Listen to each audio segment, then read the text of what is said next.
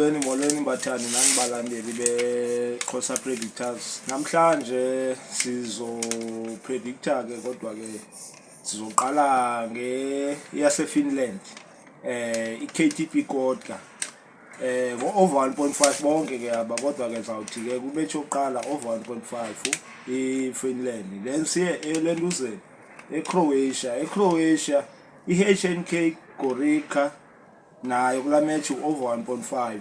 I-Austria kwi-league yesibini siye pha ku-Lafnitz i-over 1.5 nakhona napha ku-Austria pha ku-Liefering i-over 1.5. And then siye Italy eSerie A, US Cremonese over 1.5 naphana. Then siye ku-France National pha kuleluza kwi-SO Toilet over 1.5 nakhona kulo match. Then siye pha ku-France National nakhona siye pha ku-USL Dunkirk over 1.5. Then ke ngoku siphinde siye Austria Bundesliga league enkulu. Okay, siye pha ku-SV Ried over 1.5 naphayana.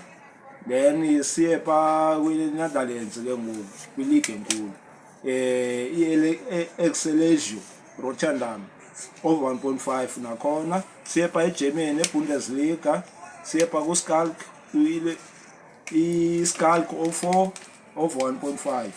And then siye eBelgium Pro League i-Standard Liège over 1.5 nakhona.